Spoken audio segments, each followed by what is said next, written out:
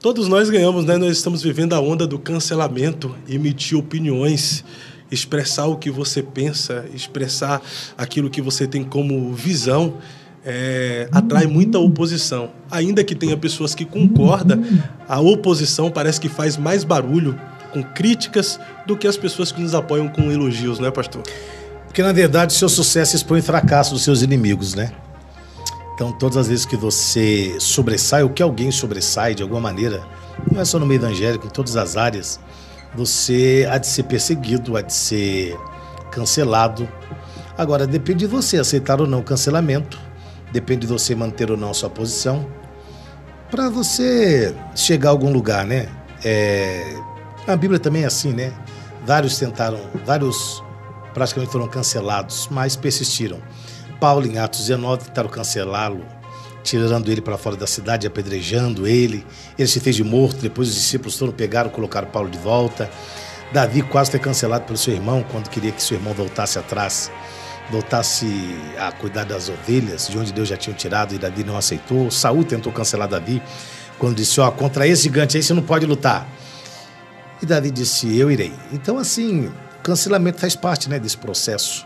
E quando não são os irmãos mais comuns entre nós, são aqueles que se julgam grandes, né, e que ocupam grandes cadeiras, que tentam nos cancelar. Inclusive, por falar em cancelar, uma agenda minha foi cancelada na minha cidade, São José dos Campos. Pastor Manuel, presidente do Belém, Deus abençoe o senhor, viu?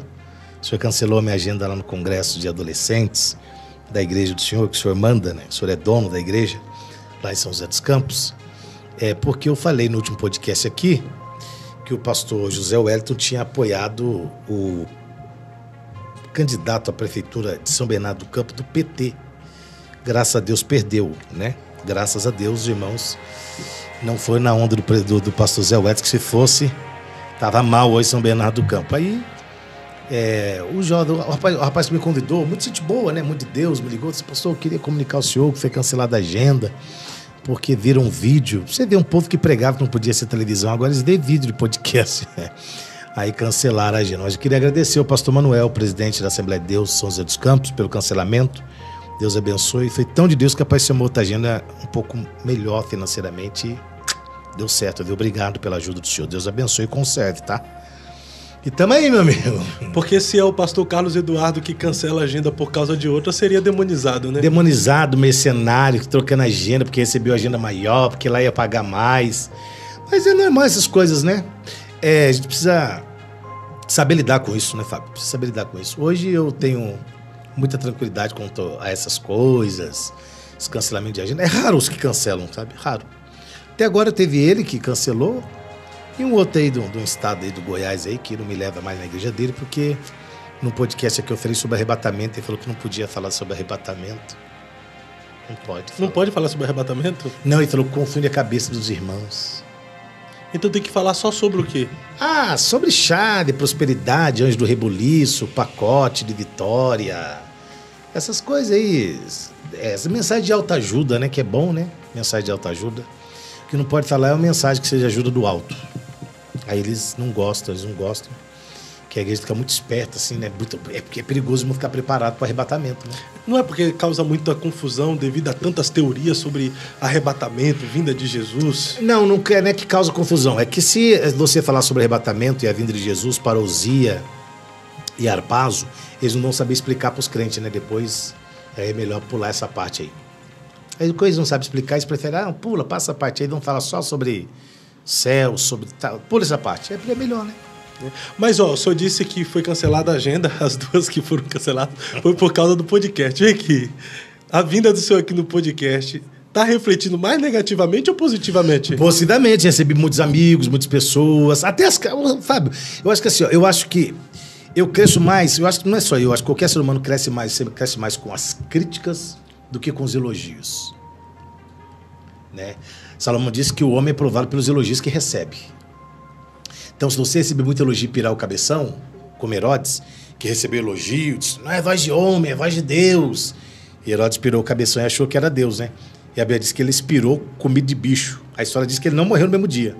Levou 7 dias, bichos saindo do umbigo dele. E mesmo assim ele não reconheceu Deus, diz a história. Mas os elogios estão...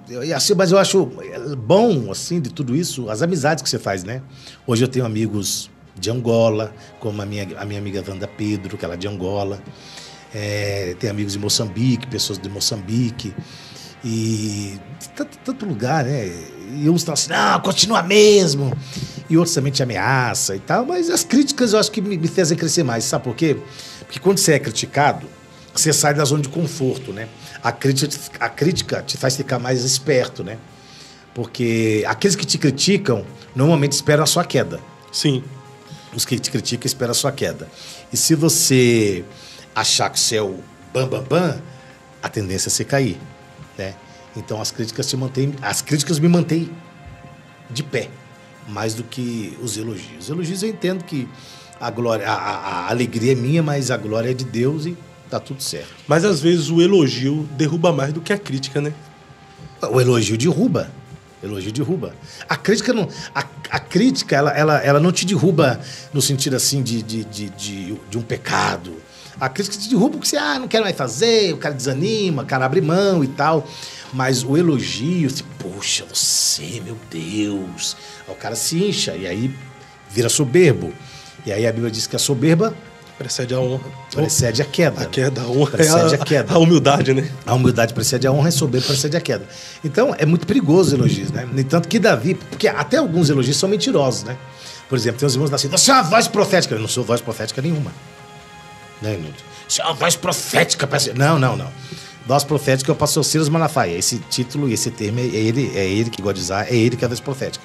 Eu sou alguém criado na Assembleia de Deus, que prega desde os 5 anos de idade, estou com 47, prega 40, sei como funciona tudo lá dentro e tudo lá fora. E falo do que entendo ser relevante, denuncio o que entendo e discordo, e falo do que discordo e do que penso, embora algumas pessoas estão assim, não, esse dia um pastor falou assim, essas coisas não pode ficar falando publicamente, porque pode causar um escândalo. Eu imagino o escândalo que Paulo causou quando disse que na igreja de Corinto tinha um rapaz que tinha relação sexual com a mulher do pai, né? Incesto, né? Inclusive a gente sabe disso porque Paulo contou para todo mundo, né? E era a igreja mais cheia de dons, né? Sobre a briga da irmã Evódia, a irmã Sintique, né? Que o povo não sabe quem que é. De João, que denunciou Diótrefes, que queria a primazia para si. De Judas, que denunciou aqueles que estavam dividindo a igreja, que é o que mais tem hoje, né? Gente que divide a igreja. De Paulo, que denunciou Alexandre Latueiro. O que seria de nós se a Bíblia não denunciasse o adultério e o homicídio de Davi? Nós só falaremos que Davi matou Golias, né? Matou Golias, grande Davi que matou Golias. Mas a Bíblia aponta também as falhas para que ninguém se julgue perfeito, né? Porque a Bíblia diz que é até que cheguemos à estatura de varão perfeito. Nós não estamos lá, nós estamos a caminho. A santidade e não santificação, como alguns ainda insistem em dizer, o caminho da santidade e não santificação é um caminho árduo e é um caminho de dia a dia, pouco a pouco, né? É o que diz a Bíblia, que a luz do justo é como a aurora que vai brilhando, até ser dia perfeito. Mas é bom que a Bíblia nos mostre isso, e é bom que a gente também mostre isso, porque a igreja, o templo em si, é o lugar perfeito para pessoas imperfeitas. Buscando o Cristo perfeito, e o Cristo perfeito nos aperfeiçoa diariamente. É isso aí. Então, estamos aí.